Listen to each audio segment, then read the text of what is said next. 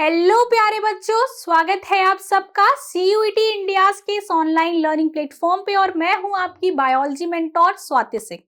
और आज की इस क्लास में हम डिस्कस करने वाले हैं आपके क्लास 12th में जो सीयूईटी का सिलेबस है, या कह सकते हैं कि आप जो सीयूईटी का एग्जाम देने वाले हैं उसमें बायोलॉजी डोमेन का आपका जो सिलेबस है उसके बारे में हम डिस्कस करने वाले हैं।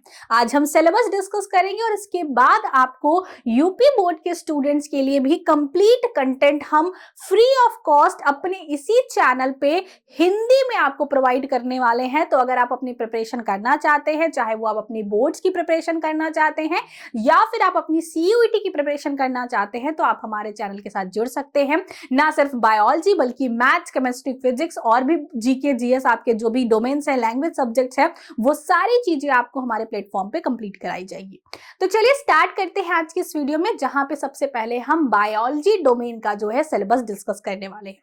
अभी अगर हम बात करते हैं सीयूईटी की एग्जाम के बारे में, तो अभी नई नई गाइडलाइंस आई हैं कि जो कंप्लीटली आपका एग्जाम होने वाला है वो कंप्यूटर बेस्ड होने वाला है।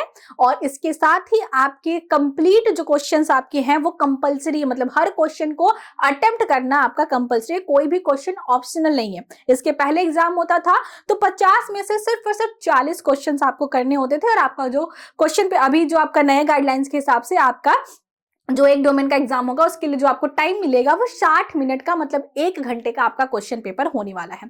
तो इन्हीं सारी इंफॉर्मेशन के साथ हम आपके साथ शुरू करने वाले हैं सीयूईटी के लिए आपका जो कंप्लीट सिलेबस है बायोलॉजी डोमेन के लिए, उसका डिस्कशन करना। तो बायो की अगर हम बात करते हैं तो आपके कक्षा 12 में बायोलॉजी का जो सिलेबस है, आप जो एनसीईआरटी पढ़ते हो वही आपका जो है सीयूईटी में भी आता है। लेकिन नई वाली जो एनसीईआरटी है उसमें से कुछ चैप्टर जो है वो आपके डिलीटेड है, कुछ टॉपिक्स किसी चैप्टर के डिलीटेड है। तो वो टॉपिक आपके बोर्ड एग्जाम के लिए भले ही डिलीटेड है, लेकिन आपके सीयूईटी के एग्जाम में उन टॉपिक से भी क्वेश्चंस आते हैं। तो ऐसा नहीं है कि आप उन चैप्टर्स को छोड़ देंगे। जो ओल्ड एनसीईआरटी थी वही आप कह सकते हैं सीयूईटी का आपका सिलेबस है। डिस्कस करते हैं कि क्या क्या आपके जो है कि सिलेबस के अंदर आता है। तो अगर हम बायो डोमेन की बात करते हैं तो यहां पे आपको बायो डोमेन में 5 यूनिट्स देखने को मिलते हैं। आपके जो बायो डोमेन का जो आपका सिलेबस है, यहां पे आपको 5 यूनिट देखने को मिलती हैं। फर्स्ट यूनिट जो है उसे हम कहते हैं जनन। जनन में हमको क्या क्या पढ़ना है? ये जो जनन वाला अध्याय है या जनन वाली जो इकाई है, इस इकाई में हमें फिर 4 अध्याय पढ़ने हैं आपके सीयूईटी के हिसाब से। लेकिन आप अपने जब बोर्ड्स के सिलेबस के हिसाब से देखोगे तो आपको सिर्फ और सिर्फ 3 अध्याय के बारे में अध्ययन करना है। अगर हम सीयूईटी में देखते हैं तो एक अध्याय ऐसा है जो कि आपको सीयूईटी में पढ़ना है, लेकिन आपको बोर्ड एग्जाम में वो चैप्टर, वो अध्याय जो है वो नहीं पढ़ना है। तो इस तरीके से सीयूईटी के एग्जाम में आपके पास यहाँ पे पहली यूनिट से 4 अध्याय है, लेकिन आपके बोर्ड्स में सिर्फ और सिर्फ इस यूनिट में 3 अध्याय आपको पढ़ने हैं। दूसरी यूनिट की अगर हम बात करते हैं तो वो है आनुवंशिकी और विकास। तो पहले यूनिट में हमें जनन के बारे में पढ़ना है। पहला जो अध्याय है जनन का, उसमें हमें पढ़ना है जनन के बारे में, जो उसकी बेसिक इंफॉर्मेशन है। और यही जो पहला अध्याय है अकॉर्डिंग टू सीयूईटी का जो विषय वस्तु है, उसके अनुसार जो पहला अध्याय है वही अब आपकी नई वाली एनसीईआरटी से निकाल दिया गया है। मतलब आपके बोर्ड्स में वो चैप्टर नहीं आएगा, बट उस पहले चैप्टर से बहुत सारे जो कॉन्सेप्ट हैं, जो आप फर्स्ट चैप्टर में चीजें समझेंगे, वो आपका जो दूसरा, तीसरा, चौथा अध्याय है उसको समझने में सहायक होगा। तो सीयूईटी के अनुसार जो आपका पहला चैप्टर है उसमें हम जनन के जो बेसिक चीजें हैं वो समझते हैं। जो दूसरा चैप्टर है उसमें हम पढ़ते हैं कि पुष्पीय पादपों में लैंगिक जनन की प्रक्रिया किस तरीके से होती है। ये भले ही सीयूईटी के हिसाब से आपका दूसरा अध्याय है, लेकिन आपके बोर्ड एग्जाम के पॉइंट ऑफ व्यू से पहला अध्याय है। फिर हमारे पास तीसरा अध्याय आता है मानव जनन, जो कि आपके सीयूईटी में तीसरा अध्याय है मानव जनन। उसमें हम मानव जनन संबंधित के किस तरीके से जननांग होते हैं, किस तरीके से जननांग के अंदर जो है वो जो आपका युग्मक है उनका निर्माण होता है, उन युग्मकों का किस तरीके से संलयन होता है, उसके लिए क्या क्या तरीके होते हैं, संलयन के बाद जो है युग्मनज कैसे बनता है, युग्मनज के बाद भ्रूण कैसे बनता है, भ्रूण के बाद पूरा का पूरा जो प्रसव होता है वो कैसे होता है, प्रसव के बाद दूध स्त्राव कैसे होता है, ये सारी चीजें आपको तीसरे अध्याय में पढ़नी है। चौथे अध्याय में आपको पढ़ना है रिप्रोडक्टिव हेल्थ के बारे में, जिसे हम जनन स्वास्थ्य कहते हैं। मतलब कि देखिए, जनन जो है वो हमारी सोसाइटी में लोग अभी भी इसके बारे में खुल के बात नहीं करते। तो बहुत बार ऐसी होती है कि कुछ ऐसी बीमारियां या कुछ ऐसे मिसकंसेप्शन की वजह से बहुत सारी जो है वो हमें बीमारियों का सामना करना पड़ता है। तो इसलिए आपको जनन स्वास्थ्य रखा गया है कि भाई किस तरीके से किसी संक्रमित जो जनन द्वारा उत्पादित रोग है या जनन अंगों में जो रोग होते हैं उनके बारे में आपको बताया गया है। किस तरीके से अगर किसी के जननांगों में किसी तरीके के विकार उत्पन्न हो जाते हैं तो उनको कैसे हम ट्रीट कर सकते हैं, या फिर जननांग जब हमारे पास मैथुन की प्रक्रिया होती है तो उस समय में हम किस तरीके से अपने आप को सुरक्षित रख सकते हैं, ये सारी चीजें आपको पढ़नी है। परिवार नियोजन क्या होता है, किस तरीके से आईवीएफ वगैरह टेस्ट ट्यूब बेबीज वगैरह बनते हैं, इन सब के बारे में आपको चौथे अध्याय में पढ़ना है। फिर आपके पास दूसरी इकाई प्रारंभ होती है जिसका नाम है आनुवंशिकी एवं विकास। इस इकाई में आपके पास 3 अध्याय है। इस इकाई में आपके पास 3 अध्याय है। पहले अध्याय में आपको पढ़ना है कि किस तरीके से आनुवंशिकी होती है, मतलब कि हम अपने मम्मी पापा जैसे दिखते हैं, ये कैसे होता है, कैसे कौन सी ऐसी चीजें हैं जो कि हमें उनके जैसी बनाती हैं, किस तरीके से जीवों में लिंग का निर्धारण होता है, किस तरीके से बहुत सारे जो आनुवंशिकी रोगों का जो स्थानांतरण होता है एक पीढ़ी से दूसरे पीढ़ी तक वो कैसे होता है, जो आनुवंशिक पदार्थ है जिसे हम डीएनए कहते हैं अगर उसमें कोई विकार उत्पन्न हो जाता है तो किस तरीके से बीमारियां उत्पन्न होती है, इन सब के बारे में आपको पहला जो आपका 5वां अध्याय है, मतलब आपकी जो इकाई दूसरी का पहला अध्याय है उसमें आपको पढ़ना है। फिर आपके इकाई सेकंड का इकाई दूसरी का जो दूसरा अध्याय है उसमें हम पढ़ते हैं जो आपका आनुवंशिकी का जो आणविक आधार है, मतलब कि जो आपका मॉलिक्यूलर लेवल पे आप पढ़ोगे कि डीएनए क्या होता है, आरएनए क्या होता है, डीएनए से डीएनए कैसे बनता है, डीएनए से आरएनए कैसे बनता है, आरएनए से प्रोटीन कैसे बनता है, डीएनए की पैकेजिंग मतलब उसको कैसे हम रखते हैं सेल के अंदर, डीएनए फिंगरप्रिंटिंग के बारे में पढ़ेंगे। तो बहुत सारी इंफॉर्मेशन हमें डीएनए के बारे में देखने को मिलेगी। फिर आपका इसमें जो तीसरा अध्याय है उसे हम पढ़ते हैं विकास, मतलब धरती पे जीवन का विकास कैसे हुआ, जीवन के विकास से संबंधित जो अलग अलग जो है अवधारणाएं हैं हमें वो पढ़ना है। फिर हमें पढ़ना है कि जो अलग अलग साइंटिस्टों ने जीवन के में जो विकास हुआ उसके बारे में हमें पढ़ना है। पहले हम जीवन की उत्पत्ति पढ़ेंगे, फिर हम जीवन का विकास पढ़ेंगे, हम पढ़ेंगे किस तरीके से प्राकृतिक वर्ण होता है, मानव का किस तरीके से विकास हुआ है, पहले किस तरीके के मानव थे, उनके क्या लक्षण थे, अब के मानव के क्या लक्षण है, हमें विकास के क्या क्या प्रमाण मिले हैं, ये सारी चीजें आपको इस दूसरी इकाई में पढ़नी है। तीसरी इकाई की बात करते हैं तो यहाँ पे हमें सूक्ष्म जीव और मानव कल्याण पढ़ना है। सूक्ष्म जीव और मानव कल्याण में हमको क्या पढ़ना है कि इसमें आपको इस चैप्टर में भी या इस इकाई में भी आपको 3 अध्याय पढ़ने हैं। इसमें आपको क्या क्या पढ़ना है, जो आपका पहला अध्याय है उसमें आपको पढ़ना है मानव रोग एवं स्वास्थ्य। इस अध्याय में आपको क्या पढ़ना है, मानव रोग एवं स्वास्थ्य। इसमें हम क्या पढ़ेंगे कि कुछ बैक्टीरिया या जो कुछ हम कह सकते हैं जो जीवाणु है, कुछ वायरस है, कुछ कवक है, कुछ प्रोटोजोआ है, इन सब द्वारा जो अलग अलग तरीके के रोग उत्पन्न होते हैं उनके बारे में हम पढ़ेंगे। उनकी जो जीवन चक्र होती है उसके बारे में पढ़ेंगे, उसको हम किस तरीके से ट्रीट कर सकते हैं, क्या बीमारियां किस तरीके से लक्षण होते हैं, ये सब हम पढ़ेंगे। फिर हम पढ़ेंगे कि हमारी जो अपना शरीर है इसकी जो सुरक्षात्मक आवरण होती है, इसकी जो इम्यूनिटी होती है वो कैसे काम करती है। हम कैंसर के बारे में पढ़ेंगे, हम एचआईवी के बारे में पढ़ेंगे, हम एड्स के बारे में पढ़ेंगे और साथ ही साथ हम एल्कोहलिक पदार्थों के बारे में पढ़ेंगे, किस तरीके से हम मतलब जो नशीली चीजें होती है हम उनके बारे में पढ़ेंगे कि कहाँ से मिलती हैं, कैसे हमें क्यों हमें उनको लेने के बाद क्या क्या फीचर मतलब क्या क्या हमें बदलाव देखने को मिलते हैं, वो सब हमें इस चैप्टर में पढ़ना है। फिर इसके बाद हमारे पास अध्याय आता है अध्याय नंबर 9 जिसका नाम है खाद्य उत्पादन कार्यनीति में सुधार। आपके बोर्ड्स में से पहला चैप्टर और 9वां चैप्टर पूरी तरीके से निकाल दिया गया, 16वां चैप्टर भी निकाला गया है। तो 9वें चैप्टर में आप पढ़ते हो कि किस तरीके से आप अच्छे प्रकार के पशुओं का पालन कर सकते हो, किस तरीके से आप कोशिकाओं का या कोशिका का जो है टिश्यू कल्चर आप कर सकते हो, आप पौधों में जो जनन की प्रक्रिया है उसको नियंत्रित करके जो है किस तरीके से आप भोजन की क्वालिटी को बढ़ा सकते हो, उसकी मात्रा को बढ़ा सकते हो, ये सारी चीजें आपको पढ़नी है। फिर आपको पढ़ना है कि किस तरीके से हम सूक्ष्म जीवों का प्रयोग करके अपने घर में जो आपके हाउस होल्डर्स होते हैं उनमें उस सूक्ष्म जीवों का कैसे यूज करते हैं, हम औद्योगिक स्तर पे सूक्ष्म जीवों का कैसे यूज करते हैं, हम ऊर्जा निर्माण में सूक्ष्म जीवों का कैसे यूज करते हैं। तो ये कुछ चीजें आपको इस अध्याय में पढ़नी है। फिर आपके पास चौथी इकाई जो होती है, इस इकाई में आपके पास 2 अध्याय हैं। इस इकाई में आपके पास 2 अध्याय, दोनों के दोनों आपको जो है बोर्ड्स में भी पढ़ने हैं और आपको सीयूटी में भी पढ़ने हैं। इस अध्याय में आपको जैव प्रौद्योगिकी के बारे में पढ़ना है। बायोटेक्नोलॉजी के बारे में। तो यहाँ पे हम क्या करते हैं कि हम डीएनए, जैसे देखो हमको पता है कि डीएनए के अंदर जो सूचनाएं होती हैं उसी सूचनाओं के आधार पे प्रोटीन का निर्माण होता है। प्रोटीन ही मुख्यतः जो है एंजाइम के रूप में या किसी लक्षण के रूप में प्रोटीन ही उस लक्षण को निर्धारित करती है। तो ऐसे में हम क्या करते हैं कि अगर हम मान लो कोई प्रोटीन हमारे काम का है तो हम उस प्रोटीन को क्या करते हैं कि वो प्रोटीन किस डीएनए से मिला है उस डीएनए को लेते हैं, किसी दूसरे जीव में डाल देते हैं और अब वो जीव हमारे लिए वो प्रोटीन बना बना के देता है। तो पहले अध्याय में हम पढ़ेंगे कि जैव प्रौद्योगिकी करने के लिए हमें क्या क्या जो है, कौन कौन से सिद्धांत की जरूरत होती है, कौन कौन से जो है इंस्ट्रूमेंट की जरूरत होती है, किस तरीके की प्रक्रिया होती है जैव प्रौद्योगिकी के अंदर। तो पहले हम ये पढ़ेंगे। उसके बाद जब हम इस प्रक्रिया को करना सीख जाएंगे तो जो इसका दूसरा अध्याय है उसमें हम पढ़ेंगे कि किस तरीके से जैव प्रौद्योगिकी हमारे कृषि में हमारे लिए सहायक हो सकती है, हमारी दवाओं के लिए, हमारा फार्मास्यूटिकल जो इंडस्ट्रीज है उसमें हमारे लिए सहायक हो सकती है, हमारे भोजन के निर्माण में हमारे साथ सहायक हो सकती है, हमारे लिए जो है किस किस तरीके से हम इसका प्रयोग कर सकते हैं उसके बारे में हम यहाँ पे पढ़ेंगे। उसके बाद जो आपके पास 5वीं यूनिट है जिसका नाम है पारिस्थितिकी एंड पर्यावरण।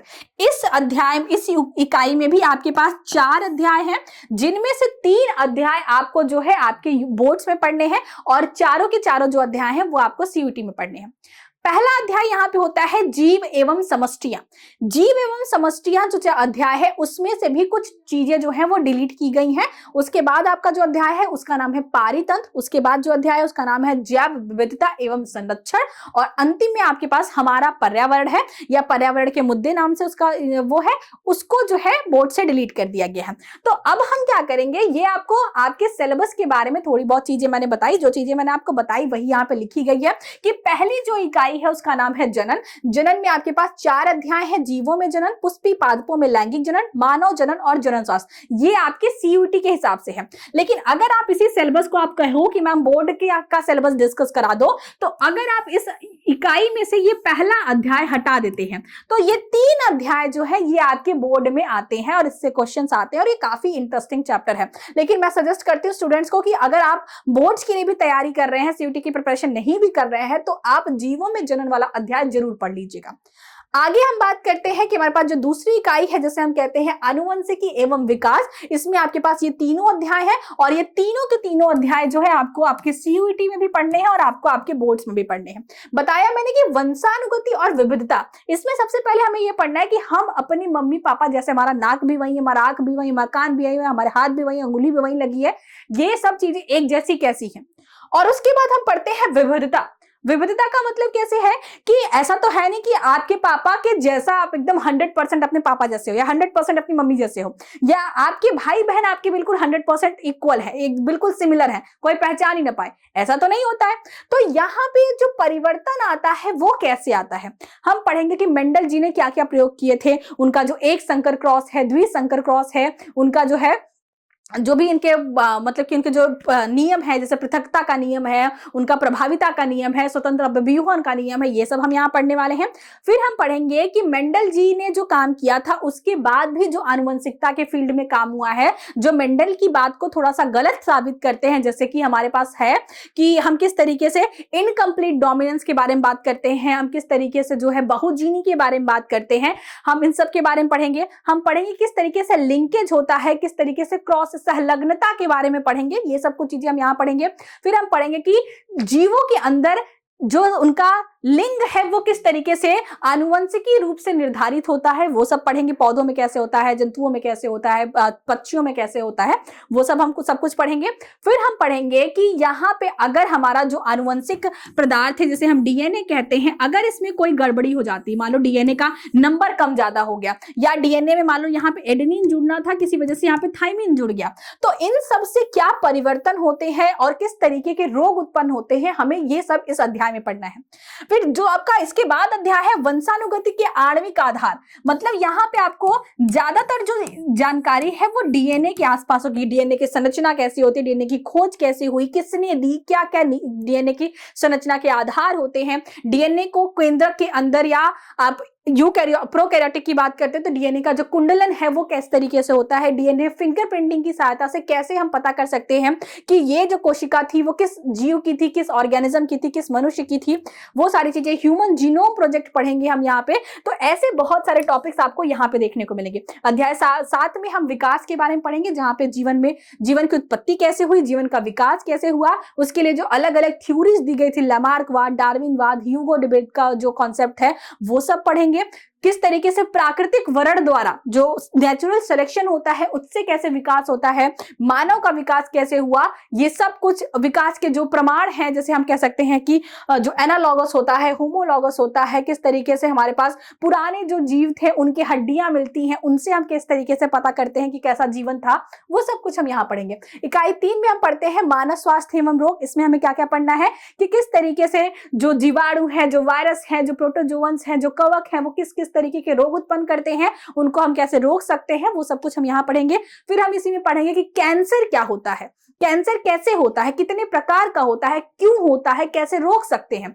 फिर हम पढ़ेंगे कि एचआईवी जो एक वायरस है उससे एड्स बीमारी कैसे होती है, क्यों होती है, इन सब के बारे में पढ़ेंगे। हमारे शरीर की जो प्रतिवर्ती जो हमारा रक्षात्मक जो आवरण है जिसे हम इम्यूनिटी कहते हैं वो कैसे काम करती है, वैक्सीन कैसे काम करता है, अल्कोहलिक पदार्थ जो आपके पास मादक पदार्थ होती है वो कौन से प्लांट से मिलता है, कहाँ से डिराइव होता है, उसको कैसे यूज करते हैं और किस तरीके से वो हमारे नर्वस सिस्टम को, हमारे ब्रेन को जो है वो हेलुसिनेशन में, एक भ्रामक अवस्था में किस तरीके से लेके जाता है, इन सब के बारे में पढ़ेंगे। फिर खाद्य उत्पादन कार्यनीति में सुधार में हम ये पढ़ेंगे किस तरीके से हम कौन कौन सी अच्छी वैरायटी होती है, गाय की कौन सी अच्छी वैरायटी होती है, आपके पास मुर्गियों की, जो आपके पास पोल्ट्री फार्मिंग होती है, मछलियों की अच्छी वैरायटी कौन सी होती है, मधुमक्खी पालन कैसे होता है, हम किस तरीके से जो है कोशिकाओं का जो संवर्धन है, जो आपका कह सकते हैं ऊतक संवर्धन किस तरीके से होता है, पौधों की ब्रीडिंग हम किस तरीके से कंट्रोल फॉर्म में कर सकते हैं। ऐसे बहुत सारे टॉपिक्स आपको यहाँ पढ़ने को मिलेगा। फिर आपके पास जो 10वां अध्याय है सीयूटी के अकॉर्डिंग, उसमें आपको ये आपका जो है,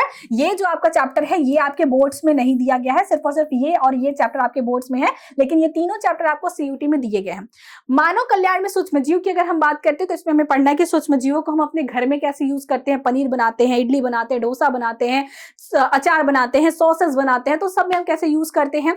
फिर हम देखेंगे कि किस तरीके से इंडस्ट्री लेवल पे हम उसके ऑर्गेनिक एसिड्स बनाते हैं, हम किस तरीके से एंटीबायोटिक्स बनाते हैं, इन सब को बारे में पढ़ेंगे। फिर बायोगैस प्रोडक्शन में किस तरीके से माइक्रो ऑर्गेनिज्म का यूज होता है, बायो फर्टिलाइजर में किस तरीके से माइक्रो ऑर्गेनिज्म का यूज होता है, इन सब के बारे में हम इस अध्याय में पढ़ेंगे। उसके बाद हमारे पास जैव प्रौद्योगिकी वाला अध्याय है, जिसमें हम पहले अध्याय में जो हमारा 11वां अध्याय है इसमें हम पढ़ेंगे कि जैव प्रौद्योगिकी के सिद्धांत कौन कौन से हैं, क्या क्या प्रक्रियाएं होती हैं, किस तरीके से हम डीएनए निकालेंगे, किस तरीके से दूसरे में डालेंगे, कैसे पता करेंगे कि गया है कि नहीं गया है, वो सब हम यहाँ पढ़ेंगे। फिर इसके क्या क्या प्रयोग है, कृषि में क्या प्रयोग है, दवाओं में क्या प्रयोग है, और इसके बाद जो है वो पर्यावरण को स्वच्छ रखने में इनका क्या उपयोग, किस तरीके से हम यूज कर सकते हैं, वो सब हम यहाँ पढ़ेंगे। फिर हमारे पास अंतिम अध्याय या अंतिम इकाई आ जाती है, जिसमें आपको ये 4 अध्याय दिए गए हैं, जिसमें से ये अध्याय पूर्ण रूप से आपके बोर्ड्स में नहीं दिया गया है और इस अध्याय का कुछ हिस्सा जो है वो बोर्ड्स में से निकाल दिया गया है, लेकिन आपको सीयूईटी में के लिए सारा पढ़ना है। पारितंत्र में से आपको जो है वो निकाल दिया गया है, जिसे हम कहते हैं कि किस तरीके से न्यूट्रिएंट साइक्लिंग होती है, मतलब कि जो आपका कार्बन है, जो आपका जो आपका कार्बन है, फास्फोरस है, वो किस तरीके से इस पूरे के पूरे पर्यावरण में साइक्लिक फॉर्म में चलता है, वो निकाल दिया गया है। और आपके सिलेबस से निकाल दिया गया है सक्सेशन क्या होता है, मतलब जैसे कि जहां पे कभी लाइफ ओरिजिनेट नहीं हुई थी वहां पे कैसे धीरे धीरे जो है जीवन का विकास होता है, किस तरीके से कौन कौन से ऑर्गेनिज्म आते हैं, अगर वो मतलब पानी वाला इलाका है तो कैसे ऑर्गेनिज्म आएंगे, अगर वो सूखा इलाका है तो कैसे ऑर्गेनिज्म आएंगे, ये सब कुछ हमें इस चैप्टर में से निकाल दिया गया है। और इसमें से आपको पढ़ना कैसे है कि जो रिलेशन होता है अजैविक चीजों का और जैविक चीजों का, उनके बारे में हमें पढ़ना है कि जो हमारे पास जलीय वातावरण होता है, जो हमारे पास स्थलीय वातावरण होता है, उनमें जो है किस तरीके से जैविक और अजैविक चीजों के बीच में संबंध होता है, किस किस प्रकार के अजैविक चीजें और किस किस तरीके से वो जैविक चीजों को प्रभावित करते हैं, इन सब के बारे में आपको यहाँ पे पढ़ना है। जीव एवं समस्या में हमको पढ़ना है कि हमारा जो इक्वेटर वाला रीजन है वहां पे कैसे जीव होते हैं, हमारे पास जो पोल्स वाला रीजन है वहां पे कैसे जीव होते हैं, एक जो जनसंख्या है जिसे हम पॉपुलेशन कहते हैं हैं उसके क्या क्या लक्षण होते हैं। तो हम देखेंगे कि जन्म दर क्या होती है, मृत्यु दर क्या होती है, हम देखेंगे कि किसी भी पॉपुलेशन का घनत्व कैसे निकालते हैं। ऐसे बहुत सारी चीजें हमें यहाँ पे देखने को मिलेगी। इस चैप्टर में पारितंत्र में हम देखेंगे किस तरीके से ऊर्जा का स्थानांतरण होता है, ये सब कुछ हम यहाँ पे देखने को मिलेगा। यहाँ पे हम पढ़ेंगे कि किस तरीके से दो जीव जो है एक दूसरे को बेनिफिट पहुंचाते हैं तो उसे हम क्या कहते हैं। अगर दो जीवों में रिलेशन हो रहा है, एक को फायदा हो रहा है, एक को नुकसान हो रहा है, तो उसे क्या कहते हैं। ऐसे बहुत सारे जनसंख्या जीवों के संलयन से जो अलग अलग तरीके के रिस्पॉन्स होते हैं उसके बारे में पढ़ेंगे। फिर हम जैव विविधता एवं संरक्षण पढ़ेंगे कि जीवों में विविधता कितनी है, क्यों है, कहां से आई, कौन कौन से लेवल पे होती है।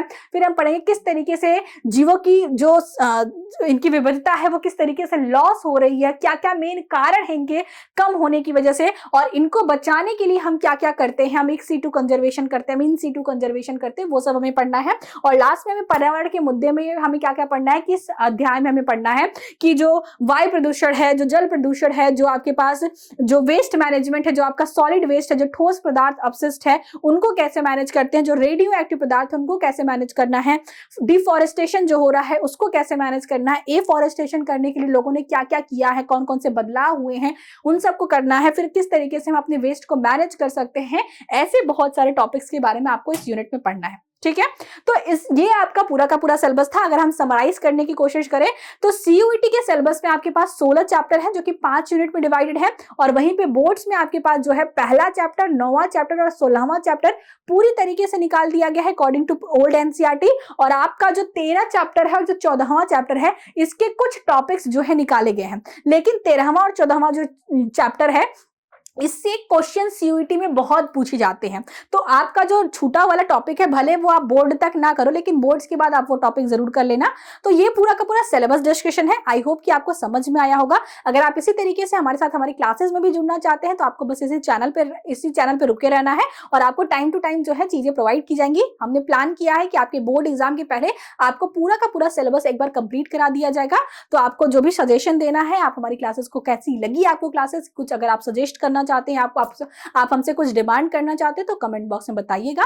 आज की इस वीडियो में हम इतना ही रखेंगे। नेक्स्ट वीडियो से हम पहले चैप्टर से स्टार्ट करेंगे डिस्कशन करना, और आज की इस वीडियो में इतना ही डिस्कस करना, इसको हम एंड करते हैं। तब तक आप पढ़ाई करते रहिए। All the very best.